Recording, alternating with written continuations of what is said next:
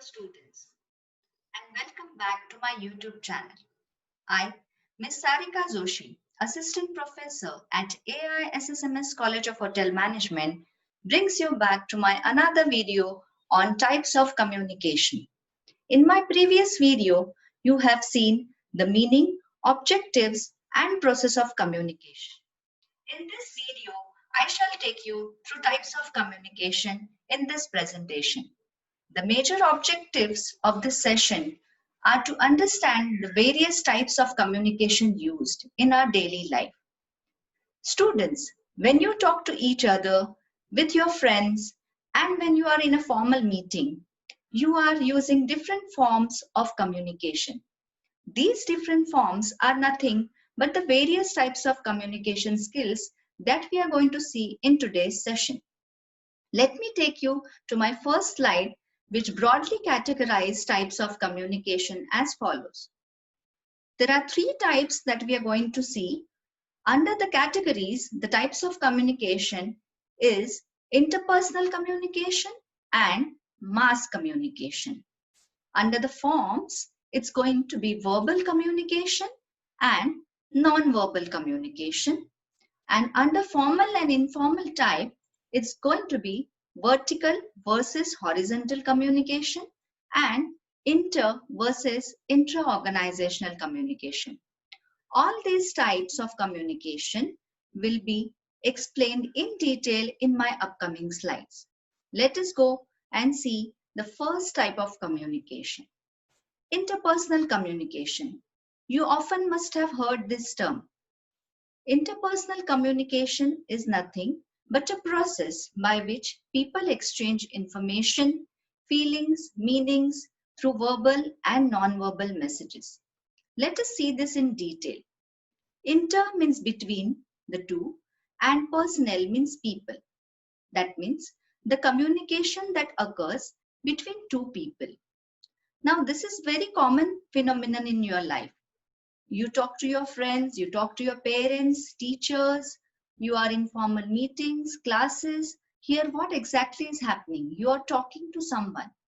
For this exchange of information between the two or more people, the context thus can be formal or it can be informal. As you can see in the adjoining images, there are two people in the first section. The communication looks very casual. However, in the second image, it looks formal over the internet. So the medium used can be mobile, it can be internet, but when we refer to term interpersonal communication, we mostly think it as face-to-face communication as shown in the third picture. Now, let me tell you, interpersonal communication is the most important life skill, and it can be used to collect information, to build relations, to express and to influence one another. Imagine the first kind of fear that you usually have is to how do I speak with others? How will they judge me? How do I speak to my parents? How do I speak to my friends? Or how do I speak to my teacher? These are very common things that we face every day. That's why we call that interpersonal communication is very important and we should have good interpersonal communication skills. Most of us engage in some or the other form of interpersonal communication on a regular basis and often many times a day. So how well we communicate with others is a measure of our interpersonal skill. Still, sometimes most of us have these difficulties. Like, do you often find yourself misunderstanding others? Do you often have difficulty getting your point across clearly? Do you find it difficult to express yourself? I think yes, most of us go through these difficulties. That's because we lack interpersonal communication skills. It is very important that you definitely as a student develop your interpersonal communication skills, because when you go ahead further in your career, you might be appearing for vivas, you might be appearing for interviews, you will be talking to different people, to clients. It is very important that you possess and that you develop these skills. Now, if you want to test your interpersonal communication skills level, there are different online tests which are available. which you can attempt to know the level of your interpersonal communication skills. And mind it, students, it's never too late. You should always develop these skills. Moving ahead to the second type of communication, which is mass communication. It means imparting or exchanging of information on a large scale to a wide range of people. It is a study of how people or even group of people pass on information through mass media to large segments of the heterogeneous population at the same time. Let us stress on one word at a time. So here definitely there is an exchange of information like earlier in case of interpersonal communication. However, here the information is being passed on to wide range of people. That means too many people at one go.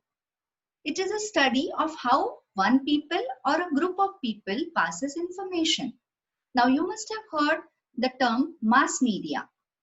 Mass media is nothing but where the information is passed on to a mass, that is a large group of people, and that's why we call it as heterogeneous population. That means people of different types. Now let us see some examples. It is usually understood that we relate newspaper, we relate magazine, books, radio, television, films, and even internet as mediums of circulating information for news and advertisement. So I hope you agree that all these defined terms here of mass communication we use daily. We have newspaper which comes to us daily. We use books for referring, for studies. We have a radio at home. Television is a very common medium for mass communication. And of course, nowadays, the latest one which is used is the internet as a source of mass communication. So what exactly happens here? If you want to search anything or if you want to listen to anything, there are multiple people who can read, listen, hear, or search one same thing at one go. Okay, so information is available and it is passed on to large sectors of people with the help of mass communication. The difference between interpersonal and mass communication is there mostly two people are involved and here a large number of people are involved. This mostly is not face to face. However, in interpersonal communication, we are mostly facing each other. So if I have a newspaper, I can read it at any point of time, or for that matter, radio, or for that matter, internet for gathering information. So purpose remains the same. It is nothing but passing on message, passing on information, but the difference is mostly between the group of people. Hope you have understood interpersonal and mass communication. Let us move further, which is formal and informal communication. Before we go into the detail, let us understand what do you mean by formal communication. Formal communication is often termed as official communication, and of course it is a verbal communication. Now when I say verbal communication, it means use of words. Verbal means use of words. So when we use words, either in our oral communication, that means when we talk to each other, or when we use words, when we write something, that kind of communication is called as verbal communication. Again, here there is an exchange of message, but it is in a very systematic flow and through a predetermined channel, which is generally a written form. Let me tell you some examples of this. So when we say formal communication in an organization, we can relate examples like a meeting agenda. So what is a meeting agenda? It is nothing but the points which are going to be discussed in the meeting. So it has been systematically drafted by some authority. It has been signed and then it is circulated to people for reading and understanding. When I say notice, say suppose a notice is drafted, it has been displayed on the notice board for students. It has got some important information, it has got all essential format for a notice, and it has been signed by an authority. So all this contributes to it as an official communication. That means people who read the notice are expected to follow what is given in the notice. Let us come to the next example, which is commands. Now you know that command is given by a supervisor to his or her subordinate. So obviously, when I say somebody is commanding you, you are expected to listen to that person. Or for that matter, even the same is referred to as orders. So all this becomes the form of official communication. Now, what is in contrast to formal communication? It is informal communication, which we will see in the next slide though. Again, in an organization, when I have given you all these examples of formal communication, they are further divided into 4 types. Let us see the first type. First type is upward or bottom-up communication. Now, what the name suggests you? It is moving upward. That means the communication in which the flow of information goes from subordinate to supervisor or superior authority. As I previously mentioned, that it is a systematic flow of information. So here how the information is passing on? It is passing on from the subordinate to the supervisor, or you can also call it as from the lower level management to the upper level management. Say for example, if I give you an example of a hotel industry, you can say that when a room attendant passes on some message or information to his housekeeping supervisor, that we can call it as upward communication. So the next in line is downward or top-down communication. Now, downward or top-down communication is nothing but the flow of information which goes from superior to subordinate. So it moves from top level management to the lower level management. Considering the same example, the previous example, here when I say that the housekeeping supervisor, when he is giving some kind of a command, or when he is ordering, or when he is issuing or telling something to his subordinate, we can call that as downward communication. Or typically a good example will be when a boss is instructing something to his employees. Moving ahead, a horizontal communication.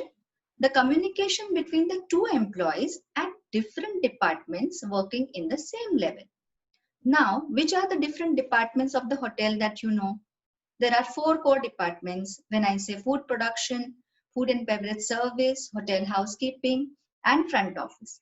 When I say these 4 core departments, there are employees working in those departments. There will be top level employees like managers. There will be lower level employees like subordinates. So when the communication happens between the 2 employees of different departments, say a coordination between housekeeping and front office manager, as I said, they should be working at the same level, we can call it as horizontal communication. Next in line is crosswise or diagonal communication. Now considering the same example again, when I say 2 different departments, say front office and housekeeping, but the communication between the employees of 2 different departments who are working at 2 different levels. So one can be at a subordinate level and one can be at a supervisory level. Say for example, a front office manager instructing something to say clean something to a room attendant. So here one is an manager, one is an subordinate, and there are 2 different departments. So what has happened? The communication has happened between the 2 different departments and 2 people having different levels, working at different levels in that organization. So we call it as cross or diagonal communication. Let us have a look at this small diagram. After this, informal communication. This is also called as grapevine communication. Have you ever heard of this word, grapevine communication? I will explain it to you. It is a type of verbal communication. So again, there is a use of words in which the exchange or interchange of information does not follow any channels. That means there are no set rules, there are no set channels for passing on information, and information or the communication moves in all directions. There is no upward, downward, or cross or diagonal kind over here. It moves in all directions. The very good example of this is a chat during a break time, where what we exactly do, the minute there is the bell rings and there is a break time, we all start speaking to each other. Basically, we want to break the monotony. Basically, we want to relax and we want to share whatever thing we are going to through at that point of time. So it is sharing of feelings, and it's a very casual discussion. We often refer it as gossip. I'm sure you have heard the word gossip, and it happens in all organizations. So there are some further types to this informal communication, which is a single strand communication chain.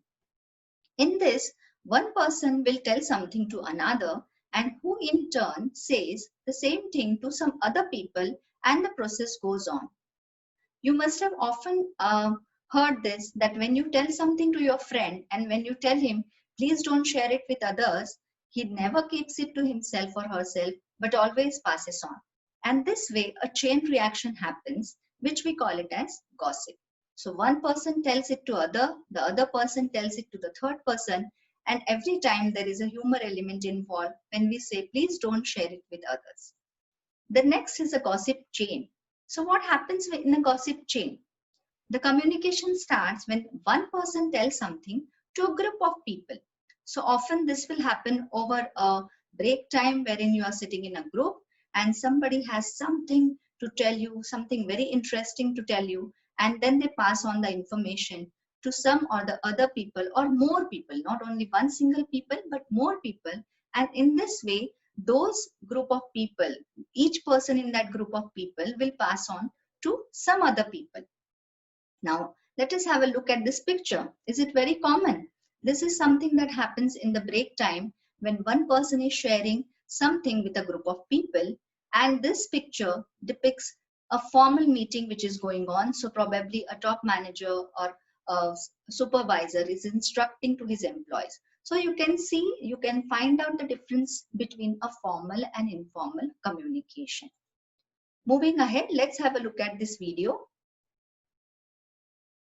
Good morning, pleased to meet you. I'm Felicity Formal. I'm quite complex and I take on more serious topics in a direct way.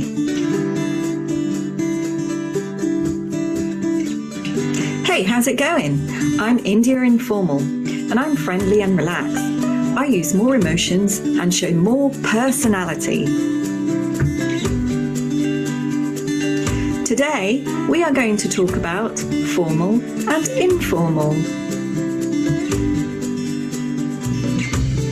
When you start to write something, you should always ask yourself, who is my audience? What's the best way to communicate my message? And what style of language should I use? Answering these questions will help you to write, but how do you know what style to use? And what's the difference between formal and informal writing style? Would you normally wear shorts and a t-shirt to a job interview? If you use language which is too informal, you can give a bad impression. Formal language sounds serious. It usually has an impersonal tone. It is used for academic writing such as reports, articles, and letters such as job applications, because it sounds more professional. Informal language sounds chatty and usually has a personal tone. It is used for things like emails to friends, letters to your family, or text messages because it's friendlier. Now let's look at some differences between formal and informal English. Look at the following letter and decide if it's formal or informal and why. I need a job. Right now, I study biology at uni. I'm just finding out if you need anyone. I've been working part-time in a nursing home and recently they promoted me to care assistant.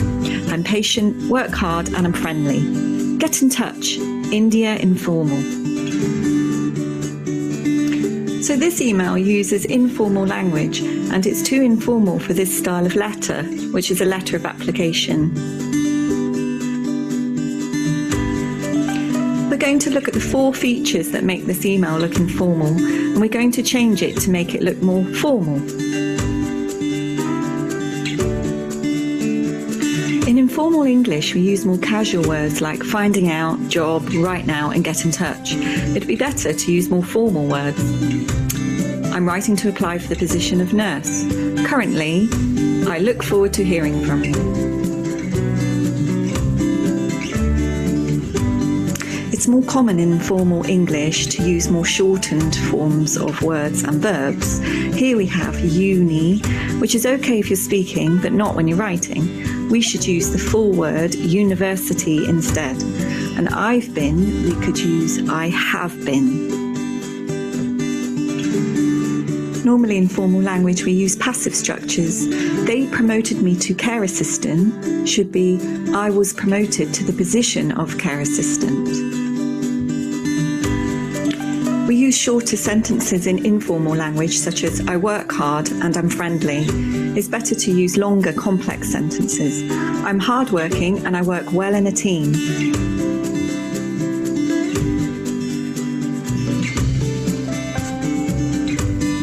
So remember, only write informally to friends or members of your family, and be very formal when you write to people that you do not know at all.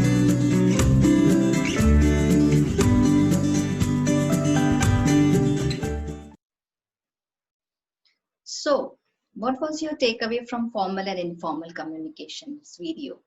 That means when you talk to your friends, it is okay to use informal language. However, when you are into official conversation, you always have to use a formal language. So that was a small video about writing formal and informal letters and how should you go about it. Remember students, it's very important that you follow what was given in the video. Let us move ahead under the formal and informal communication as vertical versus horizontal communication. So here basically we are going to see the two types. The first type is horizontal communication. Now, as the name suggests, horizontal means the information flows between people holding the same position in the organization. Horizontal communication helps to share ideas, wish, information, attitude between the peers and the colleagues of the same level. It also promotes mutual understanding and ensures cross-functional coordination. Say, for example, a coordination that happens between the housekeeping and front office. Now, two managers, they would talk to each other formally in a meeting which is scheduled for these two departments to understand the flow of guests and to check for the availability of the rooms. Here, they will share some kind of information between the two departments, and this will be called as horizontal communication. Whereas contrary to this is vertical communication. In this type of communication, the information flows, definitely it flows in a systematic manner between the supervisor and the subordinate. So here it will happen between the two departments or between the same department, however, between the two different levels of management. So upward and downward. Vertical communication makes it easier for the management to stay in control of the organization and enhance a better bonding. Essentially, it allows management to control what information is passing throughout the organization. So, as I said, the information passing cannot only happen between the managers. It has to pass through all levels of management or through all levels of organization. Only when it passes horizontally as well as vertically, there is an effective communication in the organization. So at times it is important for you to talk to your subordinates. At times it is important to talk to your same level managers.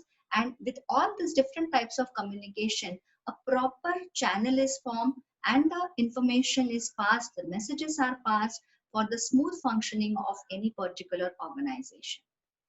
Moving ahead, let us have a look at this diagram.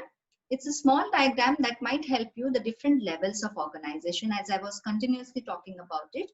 The first level here you can say is a top level management. Here you can say is a middle level management. And here you can say is a lower level management. So the top level management, you can call it in a hotel industry as a general manager or a director of a hotel. These three managers could be the core departmental managers. And under each manager, then we have further employees, which could be supervisors or which could be attendants here and here as well. Now, when I say upward communication, it happens from subordinate to the supervisor. When I say downward communication, it happens from supervisor to the subordinate. When I say horizontal communication, it happens at this level. And when I say cross or diagonal communication, it happens at this level. So I hope with the help of this small diagram, you are now able to understand or judge the typical structure or a hierarchy of the organization and how the communication flows between the different levels and with the different types of communication in a particular organization. And it happens at all times. It is important that it happens, only then the organization will work smoothly. Moving ahead, under formal and informal, again, we have inter-organizational communication and intra-organizational communication. Let us see the first part, which is inter-organizational. Again, inter means between the two. Now, between the two means it occurs or involves between two or more organizations also. This is transmission of information between one business organization to another business organization. So for example, when I say hotel as a business organization, who are the people outside the hotel that you connect with? It could be your customers, number one, that is your guest. It could be your suppliers who provide you the material for running your hotel. It could be your investors or shareholders whom you deal with. So when an organization, when a hotel communicates to any of these, could it be your customers, could it be your suppliers, could it be your investors, or even employees, we call it as inter-organizational communication. So are you understanding here? There are two different people, two different groups which are involved. One group is the hotel and one group is a customer. Or one group is a hotel and one group is a supplier. And when there is an exchange of information between these two, we call it as inter-organizational communication. So what is intra-organizational communication? That means a communication within the organization itself. So if I have an X hotel organization, I have different departments in that organization, and the communication which happens between these departments is not going outside. It is within the organization. So we call it as intra-organizational communication. So for example, different teams or different departments or different levels in organization. It is a transmission of information that takes place across all levels of organizational units of that organization. Okay, so you understood the difference between inter-organizational and intra-organizational. Let me quote one more example here. Inter-class competition, say inter-class debate competition, which means the participant of one class is having a competition with a participant of another class. So we say inter-class or inter-college competition. When we say intra-class, that means two students of the same class who could compete with one another. I hope this example clears it further. Moving ahead, there are some examples here I have quoted for intra-organizational communication. So in a college or in an organization, you will see these type of letters, say appreciation letters, circulars or memos, which are meant for the people of that organization only. Within the organization, the information will flow. It will not go out of the organization. So this is an example of intra-organizational communication. Let us review now that we have seen various types of organization. We have almost come to an end of this presentation. So let us see how much have you understood with these two small questions that I have framed here. First question is upward, downward, horizontal and crosswise are types of which kind of communication? Is it informal or formal? So the right answer is formal communication. Yes, in formal communication, we have all these upward, downward, horizontal or crosswise because it is a systematic flow which is followed in formal communication. Coming to second question, what is an informal type of communication here? A gossip or a meeting? So yes, you have a right answer there, that gossip is an informal type of communication. Gossip happens between over breaks, over tea times, and it has no specific direction. It flows in all directions. So we call it as informal type of communication. Dear students, for making this particular video and PowerPoint presentation, I have gone to online library to get the definitions of communication. Also, the YouTube video link has been given, which I have used in this particular presentation. And some of the images that I have taken are from Google, which are labeled for reuse. So thank you so much for patiently listening to this presentation. Dear students, other types of communication, that is verbal communication and non-verbal communication, will be continued in my next video session. You can answer a short quiz related to this topic on my YouTube channel, which will be given in the description box. Also, a link has been mentioned here. And the second link that you see here is nothing but as I said, that you can check your interpersonal communication skills. There are online tests which are available. This is one link that I have provided here that you can use for checking your interpersonal communication skills and developing it further. So for now, thank you so much. Have a great day.